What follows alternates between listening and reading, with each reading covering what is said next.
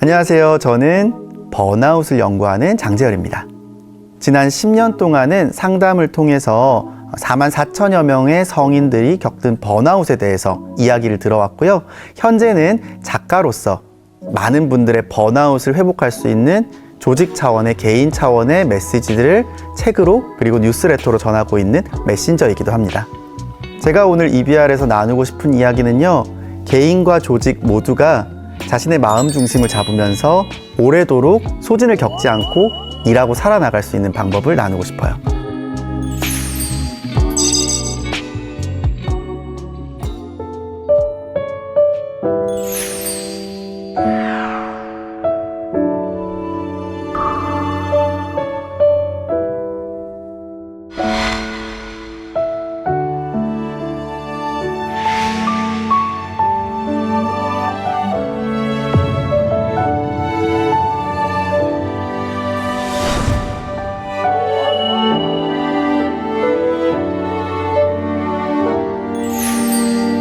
일에서의 탈진 또는 소진을 뜻하는 번아웃, 이제는 많이들 익숙하실 겁니다. 그런데 번아웃과 관련된 칼럼들을 제가 쓰다 보면 항상 우리 사회에 꽤 만연한 인식들을 댓글로 볼 수 있어요. 어떤 댓글이 항상 달리냐면 꼭 열심히 안 사는 것들이 드러누워서 나 번아웃이에요 라고 말만 함. 주변에서 번아웃 외치는 사람들 보잖아요. 꼭 일 안 하고 딴짓 하더라.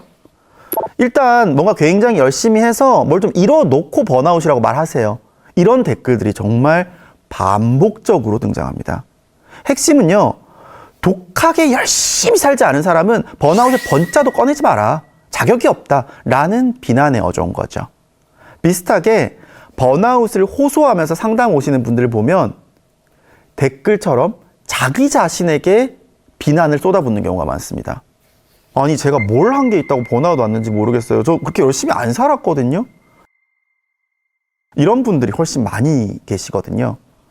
새벽같이 일어나서 뭐 토익 공부를 한다거나 자기 개발을 엄청 열심히 했다거나 뭐 이런 게 아니라 스스로 생각하기에 나는 그냥 수동적으로 회사에서 오라면 오고 집에 가라면 가고 월급날 기다리면서 그냥 저냥 시간을 보내던 사람인데 번아웃이 와서 당황스럽다는 거죠. 저는 묻습니다. 그럼 번아웃이 올 자격이 있는 사람들은 어떤 사람이라고 생각하세요?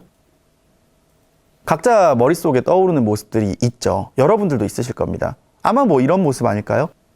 한동안 이제 유튜브의 쇼츠 같은 것들 보면 여의도 직장인들의 갓생이라는 제목으로 옛날 다큐멘터리가 다시 소위 끌어올돼서 한참 돌았어요.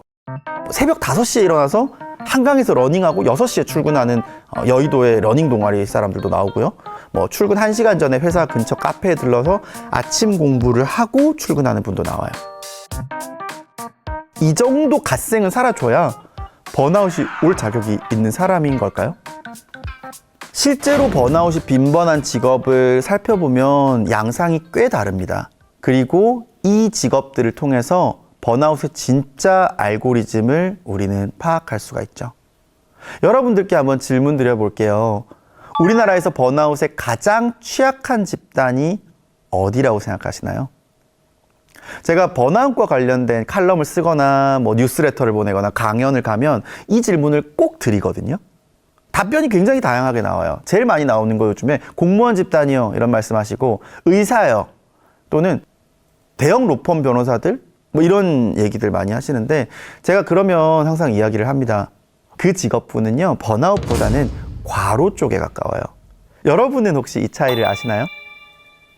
실제 번아웃의 주요 원인을 한번 정리하면 보상체계는 무너져 있는 상태에서 무한히 반복 업무를 하면서 가랑비에 옷 젖듯이 정신적 소진이 일어나는 상태입니다.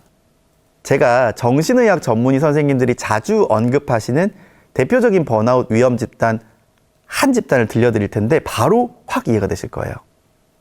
전업주부입니다. 여러분 이유를 아시겠나요? 전업주부야말로 번아웃이 제일 많이 오는 이유는 노동량 대비 보상이 가장 적은 집단이기 때문이에요. 왜 집안일에 대해서는 이런 표현도 있잖아요. 집안일은 해도 표가 안 난다. 같은 일이 반복되기 때문에 앞으로 나아가는 느낌도 들지 않고 계속 같은 자리를 맴도는 유형의 노동이기도 해요. 그런데다가 물질적 보상, 우리 주부급여라는 게 있나요? 없습니다. 심리적 보상은 어떤가요? 우리나라 중년 여성들이 가장 많이 이별을 결심하는 단어가 당신은 집에서 놀면서 말이야 라고 합니다. 즉 노동 시간이 많은 것이 아니라 일하는 만큼 충분한 보상이나 인정을 받지 못하는 상태로 내 일에 대한 의지나 가치를 상실했는데 그만두지도 못하고 계속 꾸역꾸역 노동을 해야 되는 경우에 일상생활을 유지하는 것만으로도 버거워서 서서히 지치고 소진이 찾아오는 거죠. 조직 차원으로 눈을 돌려봐도 비슷한데요. 번아웃은요, 추가적인 근로를 전혀 하지 않는, 즉 칼퇴를 하고 있는 상황, 누가 봐도 저 친구는 회사 좀 편하게 다니나? 이런 상황이어도 그 개인에게 있어서 직무나 조직의 적합도 또는 성과 보상 체계의 불균형이 심각하다면 널널해 보임에도 번아웃을 겪을 수 있다는 거죠. 예를 들면 원하지 않던 직장에 또는 원하던 직장이어도 전공을 전혀 살리지 못한 생뚱맞은 직무를 하면서 매달 월세 부담 때문에 그만두지 못하고 꾸역꾸역 다니고 있다면 어떨까요? 의미와 보상 체계를 찾지 못한 채로 반복 노동을 하다가 임계점을 넘었을 때 번아웃의 신호는 찾아오는 겁니다. 그렇다면 이런 구성원들 어떻게 해야 할까요? 금전적 보상, 소위 금융치료라고 하죠. 물리적 보상이 드라마틱하게 커진다면 자신이 하고 있는 일에서 그 보상 자체로도 하나의 의미가 될 수도 있을 겁니다. 하지만 대부분의 고용된 사람들인 우리는 그것을 만들기는 어렵죠.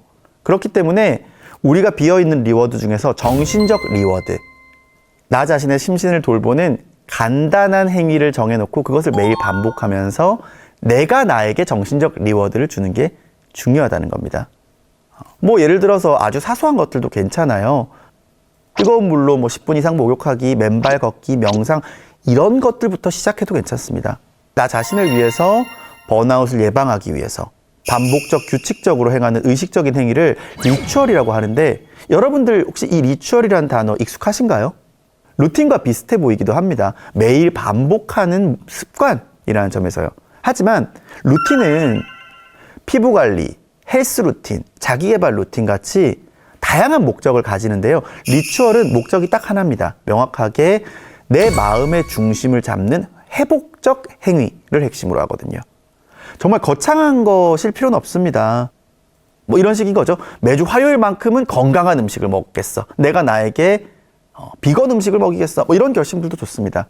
대신에 사소하더라도 꾸준히 반복하는 것이 중요합니다. 왜냐하면 소진은 매일매일 반복되는 일상에서 찾아오는 거기 때문에 그것에 대항할 수 있는 회복 방법도 매일매일의 반복에서 찾아가는 거죠.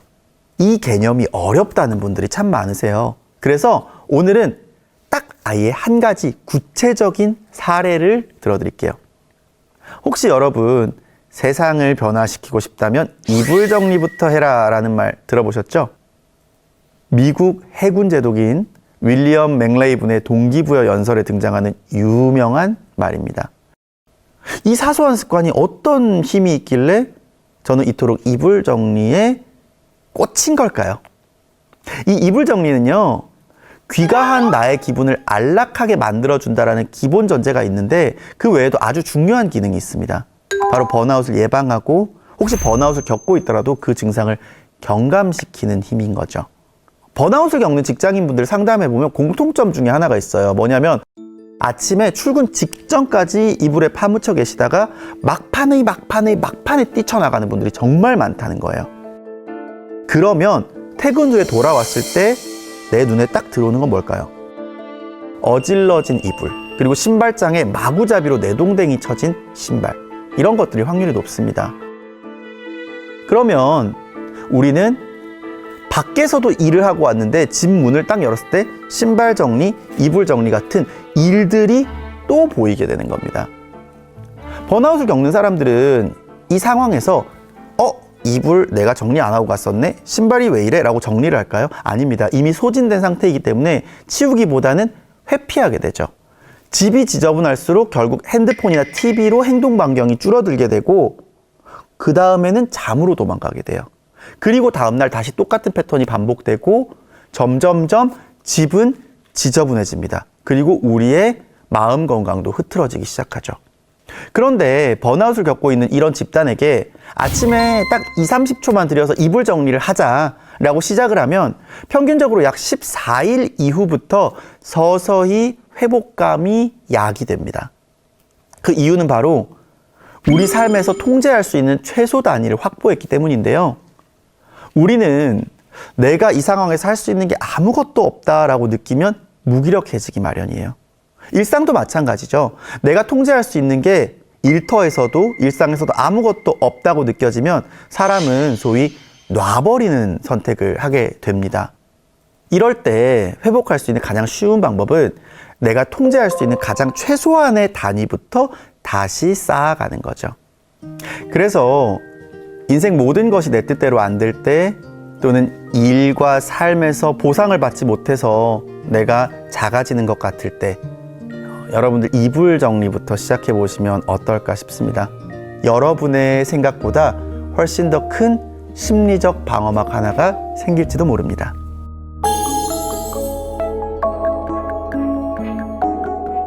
오늘의 한 줄 리뷰는 내 마음의 중심 잡기는 매일 사소한 행위의 반복에서 시작된다로 하겠습니다.